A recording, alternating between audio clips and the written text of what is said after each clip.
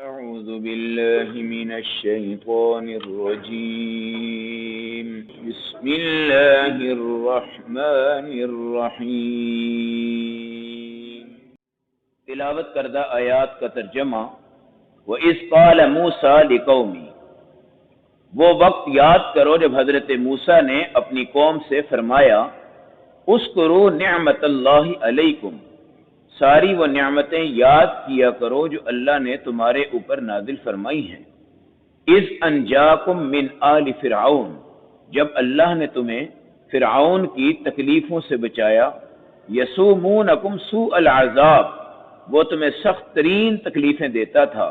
وَيُذَبِّحُونَ أَبْنَاءَكُمْ اور تمہارے بیٹوں کو زندہ ذبح کر دیتا تھا وَيَسْتَحْيُونَ نِسَاءَكُمْ اور تمہاری عورتوں کو زندہ چھوڑ دیتا تھا وَفِي ذَلِكُمْ بَلَاءٌ مِّن رَبِّكُمْ عَظِيمٌ اس واقعہ میں بہت بڑا امتحان تھا تمہارے اللہ کی طرف سے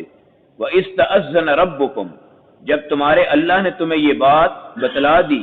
کہ لَإِن شَكَرْتُمْ لَأَزِيدَنَّكُمْ اگر تم نعمت کا شکر کرو گے اللہ ضرور اور اضافہ کرے گا وَلَئِن كَفَرْتُمْ اگر نعمت کی ناشکری کرو گے ان عذابی لشدید میرا عذاب بڑا سخت ہوگا وَإِذْ قَالَ مُوسَى اور جب آپ نے موسیٰ سے فرمایا ان تکفروا انتم اگر تم ومن فی الارض جميعا اور ساری دنیا بھی کفر اختیار کرے فإن اللہ لغنی حمید اللہ بالکل بے غنی ہے بے اختیاج ہے اللہ کو کوئی تمہاری ضرورت نہیں ہے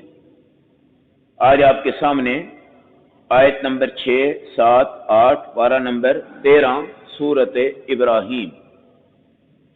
بنی اسرائیل کے اوپر اللہ نے بڑی بڑی نعمتیں اتاری تھی من اور سلوہ یہ خوراکیں اللہ نے ان کو مفت میں عطا کی تھی اور بنی اسرائیل کے اوپر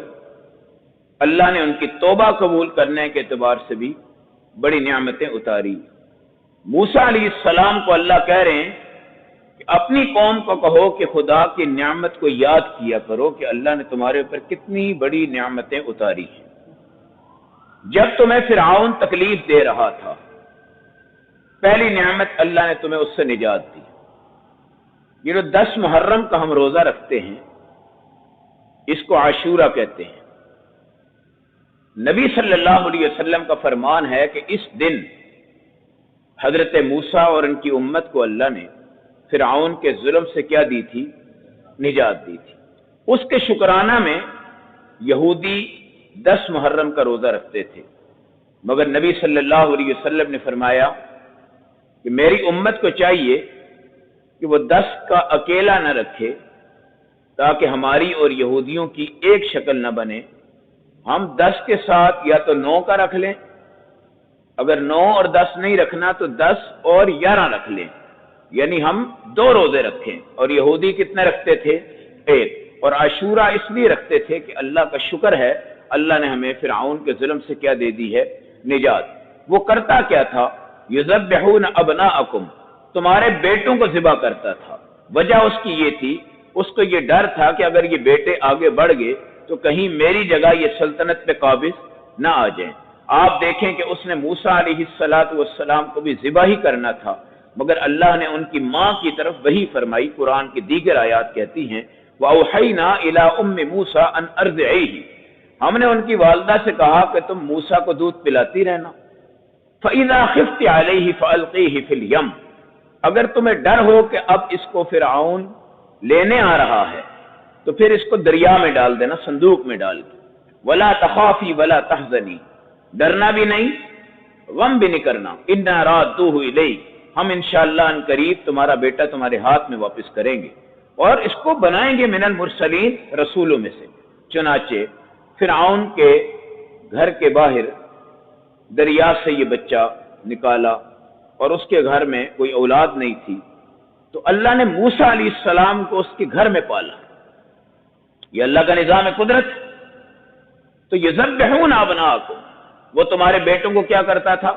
ذبح کرتا تھا اس طرح آپ دیکھیں کہ نمرود جو تھا اس کو جب یہ پتا چلا ایک نجومی نے بتایا کہ ایک بچہ ہے دنیا میں آیا ہے جو تیری سلطنت پہ کیا آ جائے گا قابو آئے گا اس نے بھی کہا کہ جتنے کائنات میں بچے ہیں ان سب کو ختم کر دیے جائے، جس عورت کے پیٹ میں حمل ہے وہ گرا دیا جائے، کوئی عورت اپنے میاں کے قریب آج کے بعد نہیں جائے گی تاکہ اس بچے کا وجود نہ ہو سکے جو میری سلطنت پہ کیا ہو، قابض ہو۔ اللہ نے جب ابراہیم علیہ السلام کو پیدا کیا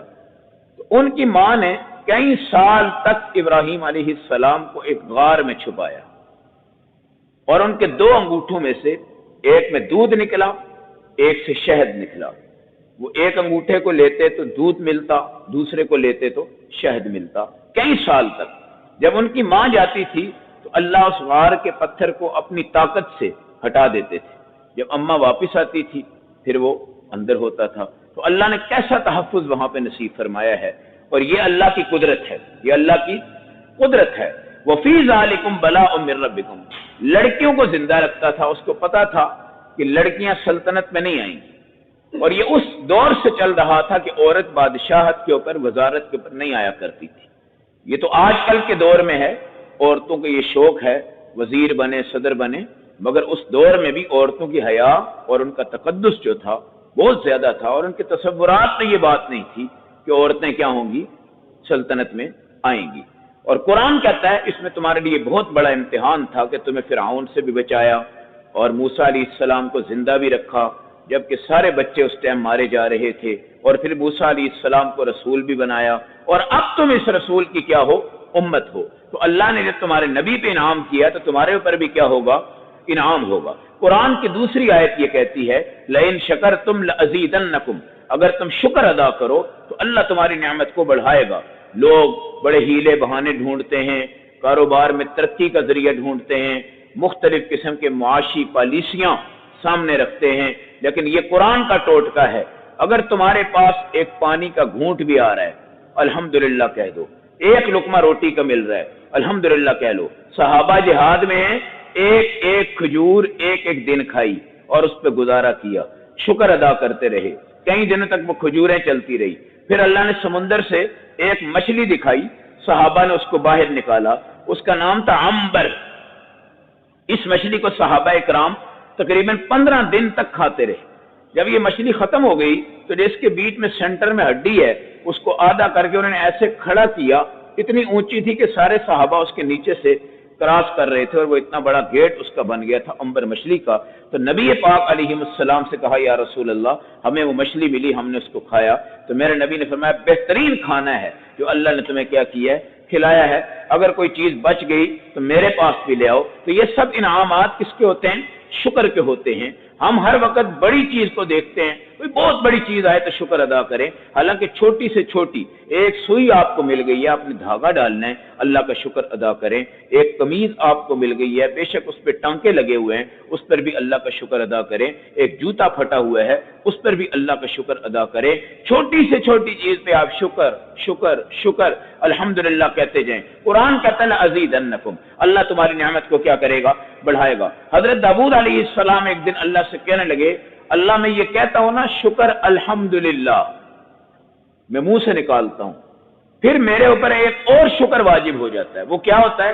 کہ یہ اللہ نے مجھے توفیق دی ہے کہ میں کیا کہہ رہا ہوں، شکر الحمدللہ۔ اس توفیق کے اوپر بھی مجھے خدا کا کیا کرنا ہے، شکر۔ پھر میں دوبارہ شکر ادا کروں گا، پھر اس توفیق کے اوپر بھی مجھے کیا کرنا پڑے گا، شکر۔ تو اس کا مطلب ہم خدا کی نعمتوں کا شکر ادا کر ہی نہیں سکتے، یہ اللہ کا فضل ہے کہ اللہ ہمارے شکر کو کیا کرتا جا رہا ہے، قبول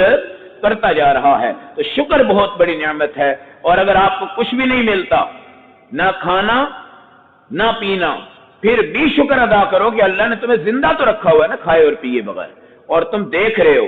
اللہ نے تمہاری نظر کھولی ہے جی۔ اور کئی بندے ہیں جو سن رہے ہیں، کئی بندے ہیں جو بول رہے ہیں، کئی بندے ہیں جو ہاتھ ہلا رہے ہیں، ہر چیز ہمارے لیے شکر۔ اس لیے میرے نبی کی حدیث ہے 360 جوڑ ہیں انسان کے اندر، ہر صبح اس کا اللہ کے سامنے شکر ادا کرنا ہوتا ہے کہ یہ 360 جوڑ تھے، اللہ نے رات کو سلا دیے۔ صبح ہم کیا کرتے ہیں، ایک دم سے اٹھتے ہیں اور پھر ایک دم سے پاؤں پہ کھڑے ہو جاتے ہیں، پھر ایک دم سے اگلا قدم بھی رکھ لیتے ہیں۔ یہ کتنا بڑا شکر ہے کہ اللہ نے وہ تمام رگیں، تمام پٹھے، تمام جسم، تمام چیزیں پوری رات کے بعد اس وقت دوبارہ سے ہمیں کیا کر دی ہیں؟ کھڑے ہونے کے لیے عطا فرما دی ہیں۔ تو شکر بہت بڑی نعمت ہے، شکر ادا کرو، ہر حال میں شکر ادا کرو، اور کچھ بھی آپ کے پاس نہیں ہے شکر ادا کرتے جاؤ کرتے جاؤ کرتے جاؤ، اللہ آپ کی نعمت کو بڑھائے گا۔ کتنا بڑھائے گا یہ ہمارے تصور سے باہر۔ وَلَئِن كَفَرْتُمْ، تم ناشکری اگر کرو گے۔ ایک تھی قوم سبا، قوم سبا کو اللہ نے اتنی خوبصورت زندگی دی تھی کہ ایک بڑے بڑے گھر، اور ایک طرف اس طرف نہر، پھر بائیں طرف نہر، پھر ان کے پلاٹوں میں سبزہ، ان کے درختوں میں بہترین پھل، اور آپ سمجھیں کہ ایک ایک گھر والے کو ساگ، سبزی، پھل، پانی، چارہ، گندم، چاول ہر جگہ سے ملتے، اور وہ کسی کا محتاج نہیں تھا،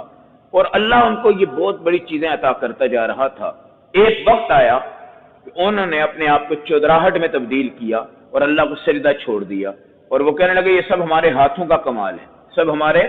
ہاتھوں کا کمال ہے۔ قرآن حکیم نے سورہ سبا میں اس کا تذکرہ کیا ہے، لَقَدْ كَانَ لِسَبَإٍ فِي مَسْكَنِهِمْ آيَةٌ جَنَّتَانِ عَنْ يَمِينٍ وَشِمَالٍ كُلُوا مِن رِزْقِ رَبِّكُمْ وَاشْكُرُوا لَهُ بَلْدَةٌ طَيِّبَةٌ۔ اللہ نے ان کو کہا بھئی کھاتے جاؤ، شکر ادا کرتے جاؤ، بس، اور اللہ تم سے کچھ نہیں لینا چاہتا۔ لیکن انہوں نے کیا کیا؟ آرزو، شکر سے ہٹ گئے، نہ شکری پہ آگے، اور ہر چیز کے اوپر نخرے، ہر چیز کے اوپر نخرے۔ خدا کی قسم، پانی سے روٹی کھانے میں بھی لذت ہے اگر بھوک لگی ہو۔ اطباء اور حکماء لکھتے ہیں کہ بھوک کی تعریف یہ نہیں ہے آپ چرغے اور کڑھائی کو دیکھ کر کھانا شروع کر دیں۔ بھوک اس کو کہتے ہیں کہ اگر آپ کا کوئی سالن نہیں ہے، ایک پیاز پکڑ کر آپ روٹی کھانا شروع کر دیں، ایک مرچ لے لیں، روٹی کھانا شروع کر دیں، وہ بھی نہیں ہے سرکہ لے لیں، وہ بھی نہیں ہے پانی سے روٹی کھائیں۔ کبھی آپ نے دیکھا ہے کہ ایک دو وقت کا کھانا اگر آپ مصروفیت کی وجہ سے نہیں کھا رہے تو رات کو آپ کو اتنی بھوک لگتی ہے کہ آپ کے پاس سوکھی روٹی بھی ہے، آپ اس کو کھاتے ہیں اور مکمل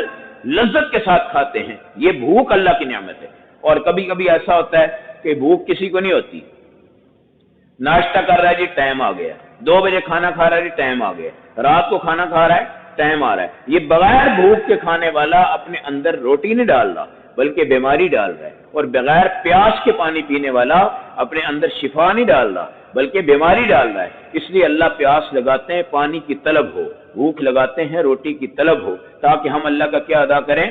شکر ادا کریں۔ اور اگر تم ناشکری کرو گے میرا سخت عذاب تمہیں قیامت کے دن ملے گا۔ اور تیسری آیت میں قرآن کہتا ہے اگر ساری کائنات کافر ہو جائے،